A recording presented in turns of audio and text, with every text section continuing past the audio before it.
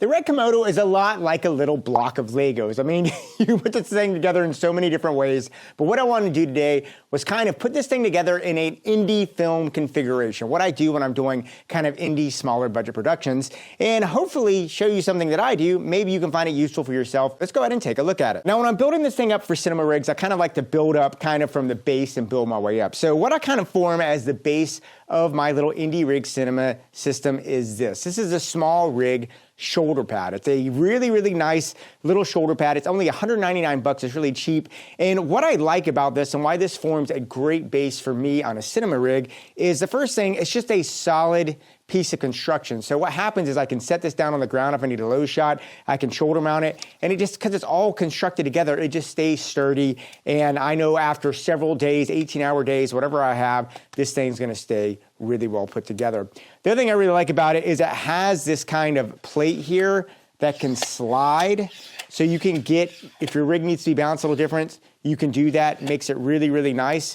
And the fact that it has things like these little rosette pins here is really, really nice. Just a really nice little system. And then it's got two 15mm rods in the front and two in the back, so you can add stuff on there if you need to. Another cool thing about this is, if you see here, you can actually adjust the height of the rods right here, or just keep it as the way you need to be. So this helps if you have different size cages or lenses, you can adjust the rods as needed. Now, there are two add-ons that I also add on to basically almost all equipment that I have that forms a base. The first is I always put a Manfrotto 501 plate on the bottom, just because I tend to have all my stuff be Manfrotto and I like having a universal plate system. And then I do like having a quick release system that I can have a drop-in quick release system. This is a Libex APX that I absolutely love and use on tons of stuff. You can see I already have one here on my tripod. So what happens is I'll just go ahead, start off, and slip that right on. And now I have a base for my camera. Now, once I do that, I can literally just take this, because I have the quick release, and I can just drop my Red Komodo right there on my base plate, and we're starting to build out. Now, as you'll notice, like I said, I do like to have universal plates. I went ahead and just have a 501L PL long plate here on the bottom of my Komodo. That's just part of my system. That way, whenever I'm moving from a gimbal or tripod or anything that I have, I know I have a universal system. I don't have to worry about plates. It's always on there. Now, in addition to that, I also have a bright tangerine kind of cage system around the bottom and the sides. It's just got really nice mounting points. I really like it. And I also have this little Smallrig cold shoe adapter that I'll put on there. I actually find this really helpful when I'm on gimbals. I can just put this with a little rod and I'm good to go. I can do easy follow focus on a gimbal. And speaking of the top handle is actually part of a different system. And this is actually one of my favorite things I have for the Red Komodo. And if you don't have this, I would strongly recommend considering it, because it is very, very versatile. And that is the bright tangerine 15mm NATO top rail handle and top plate kit that comes specifically for the Red Komodo. Now, when you get this kit, you get a couple things. You do get this top rail handle that is a NATO rail with a safety lock on it, which is really good. And you get this. This is the actual top handle itself. This is arguably my favorite top handle I've ever found on anything just about ever. I actually use this on more than just my Red Komodo, because it is a NATO clamp, so I can put it on all my other cameras that have NATO rails, like my Canon R5C, etc. Now, you literally can just take this on here because it's NATO. It clicks on this fast, which is really nice. You can see that. And I can adjust the length of the handle where I want, which is really awesome considering you have the Red Komodo, which has that top-down screen. And it's got a ton of 1/4 inch, 3/8, and RE mounting points on it. So you really can have this really, really customized and put a lot of stuff on the way you want. And most importantly, it has this 15mm rod section for it. So you can put 15mm rods above your lens. Now, when it comes back here, I'm going to want to power my camera. Now, the first thing I do is I always have just a standard Canon battery that I'll put here on the back on one side. And then I use this. This is the wooden camera battery slide for the Red Komodo with a BP 955 extension. And what that allows me to do, you can see how I've got a normal size Canon battery, but with this, I can take it, and if you'll see, it gives me just enough distance that I can click this in, and you can see right there that the battery fits comfortably behind the V-mount plate, which is really, really useful. So all I got to do now is I can take this, I can plug it here into my power, pop that in right there, and as you can see, now I have a situation where I can have this all set up. And what I really like about this wooden camera battery option compared to all the other ones is, first off, when I'm using this, I can still have this Canon battery in there. That means that if for some reason I'm on set in the middle of the take and a V mount runs out of power, I'm not going to lose the take. The camera's going to keep on recording, no problem. This is also great for protecting your SDI ports, all that stuff. This for me is just one of my favorite ways to do it. I played around a lot of V-mount options, and this wooden camera V-mount is just really, really great.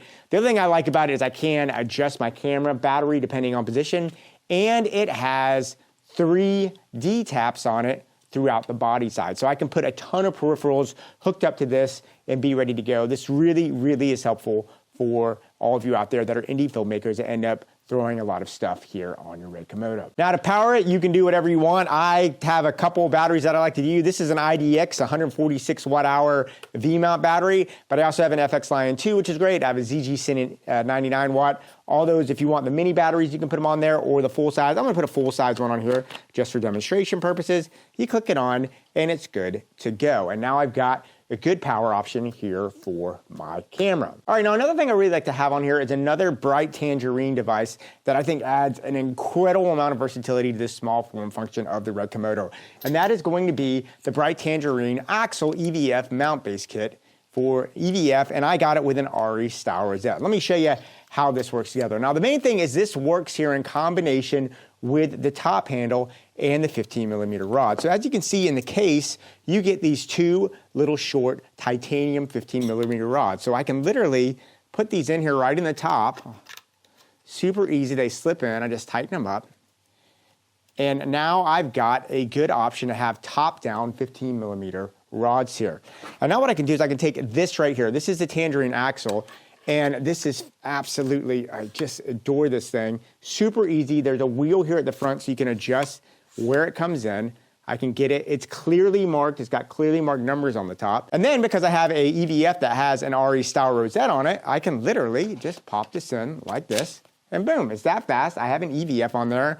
And if you look here, I can adjust the angle of it just with a turn of a button. Super simple, lock it down.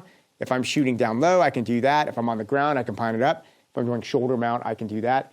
Very, very easy. It locks in place. I can adjust it so quickly and fast that it just really makes your life.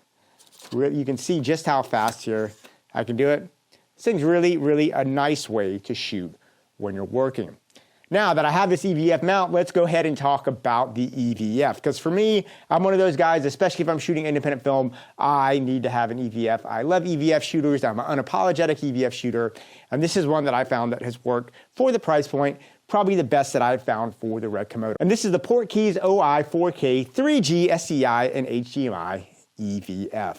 Now, this is a nice little power horse of an EVF. The great thing is it's an SDI, so I can take it straight out of my Red Komodo, plug it right in here, know that I got really good clear ability, and this allows me great opportunity to check my exposure, my focus, everything like that. It's one of those things I just can't live without on any camera system I ever have. Now, once I get my EVF on there, I do want to get my monitor on there, and I like to mount it using this. This is the Smallrig swivel and tilt adjustable monitor mount with the RE style mount on the back here. And I basically combine it with the Falcam F22 quick release.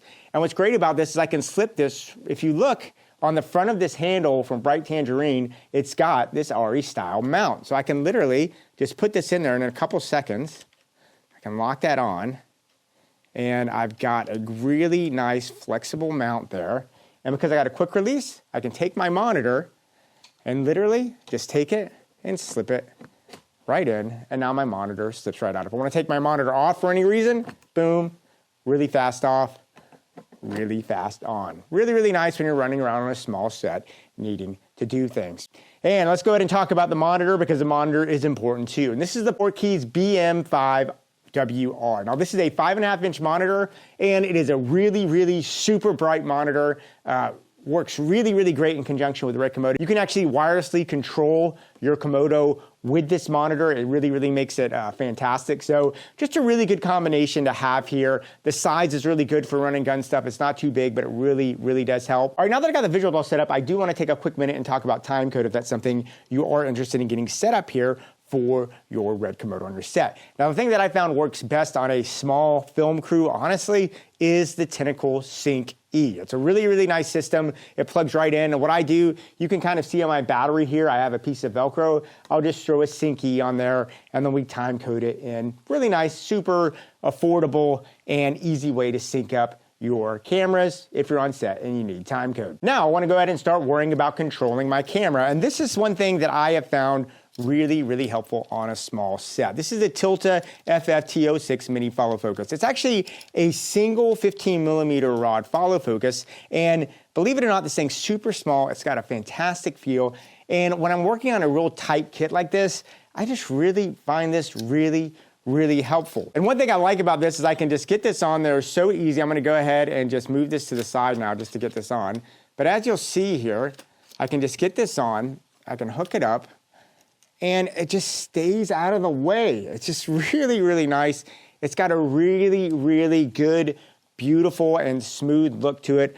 I'm gonna bring my EVF up here, and I can still, honestly, easily control this. It doesn't get in the way of anything, and I've just got a really nice system here for my follow focus. It's also got hard stops, which is really nice. And I found myself on indie film sets. You can use Nucleus M's using this exact same setup, but I find myself doing manual focus a lot on small indie film sets just by time, and sometimes there could be some delay issues or whatever. So having a system like this is really good. But this also brings up the point I want to talk about, which is having the top rods. Anytime you're doing a follow focus type system, especially if you're doing anything that is a wireless system, you will find often that your gears will slip because gravity will slip them through the day. If you hang your follow focus from the top, you're gonna have incredible results because gravity is now working for you and it's always pushing down, making sure you keep a much better and more consistent connection here to your gear. So if you ever are hanging something, this is why having these top-down 15mm rods is so important, because it lets your follow focus motors work with gravity and not against it. And if you're on a film set and you're working for several hours, you're moving this camera a lot, gravity is gonna fight against you. This will be your best friend.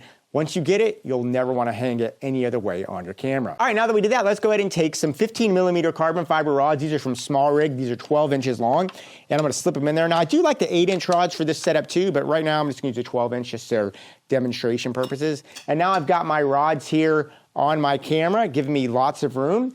And one thing that I do like to have based on just the lenses choice to just make your life a little easier is it is nice to have a lens support. This is a Smallrig lens support, super easy, super intuitive. And you can just slip that right on there. Go ahead and get it in here. And as you can see, I can slip it back here. I'm just gonna get it back where I can get it. And we're just gonna pull it back up here, make sure we're getting it.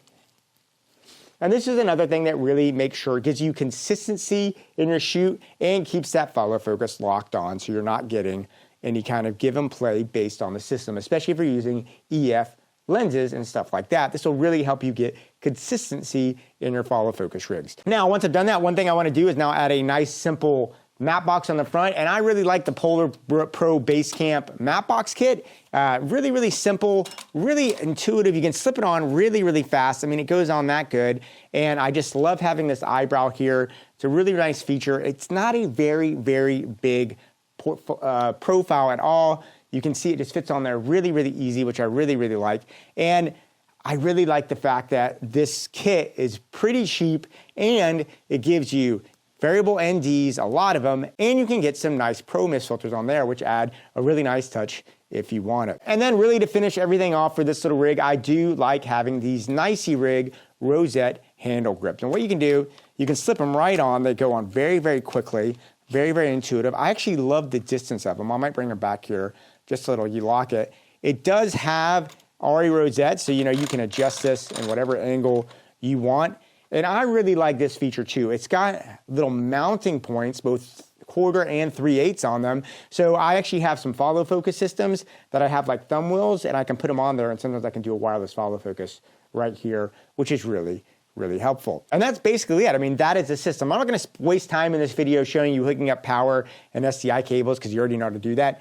But I did want to show you how I like to build out my rig. And what I really like about this, if you'll see, the system comes out and I can just easily, I can quick release this. You can see right here, and I can just easily, boom, I can pop up. I have a really, really nice shoulder rig. It's ready to go. I can shoulder rig. If I need to go back to tripod, I can go. It's literally that fast to go from handheld to shoulder pad. And then if I need to break this down, I can easily take this and throw it on a gimbal in just a minute or two as well. It's not a very long process. Anyway, I thought this would be really helpful for those of you that are using Red Komodos for indie film stuff, because it seems to be an area that it basically shines from. And hopefully you pick something up here that might help you in your shoot. Anyway, guys, love to hear what you have to say. Please leave me your notes and comments down below. And yeah, go out there, keep on shooting. And yeah, I'll talk to you soon.